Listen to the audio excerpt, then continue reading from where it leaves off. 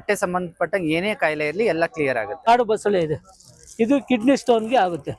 ಇದರಲ್ಲಿ ನಾವು ಒಂದು 2 ಟೈಪಲ್ಲೂ ಸಹ ನಾವು ಕಿಡ್ನಿ ಸ್ಟೋನ್ ಅನ್ನ ಕರಗಿಸ್ಕೋಬಹುದು. ಇದು ಕಾಡು ಬಸಳೆ, ಇದ್ರ ಜೊತೆಗೆ ಸ್ವಲ್ಪ ಸೈಂಧವ ಲವಣ ಮತ್ತೆ ಕರಿಮೆಣಸು ಇವೆರಡು ಹಾಕೊಂಡು ಜಿಗಿದ್ರೆ ಅಂದ್ರೆ ಅಗದು ಖಾಲಿ ಹೊಟ್ಟೆಲಿ ತಗೊಂಡ್ರೆ ಕಿಡ್ನಿ ಸ್ಟೋನ್ ಸಹ ಕಟ್ಟೋದಿಲ್ಲ.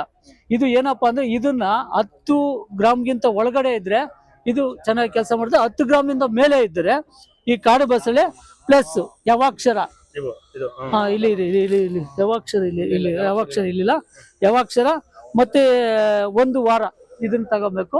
ಇನ್ನೊಂದು ವಾರ ಬಂದು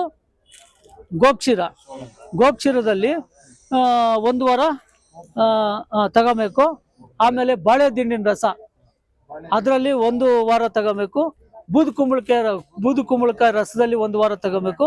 ಈ ತರ ನಾವು ತಗೊಂಡು ಜೊತೆಗೆ ತ್ರಿಫಲ ಚೂರ್ಣವನ್ನು ಒಂದು 40 ದಿವಸ ತಗೊಂಡ್ರೆ ಅದು ಯಾವ ಸ್ಟೋನನ ಇರ್ಲಿ ಬಾಡಿಯಿಂದ ಬರ್ತದೆ. ಕರಿಗೆ ಬಂದ್ಬಿಡ್ತದೆ. ಅದು ತುಂಬಾ ಅನುಕೂಲ ಆಗುವಂತ ಸಸ್ಯ ಇದು. ಇಲ್ಲಿ ಹಲವಾರು ಗಿಡಮೂಲಿಕೆಗಳಿದಾವೆ, 150 ಗಿಡಮೂಲಿಕೆಗಳ ಮೇಲೆ ಇದಾವೆ. ಇದು ಬಂದು ಶರಾಪುಂಕ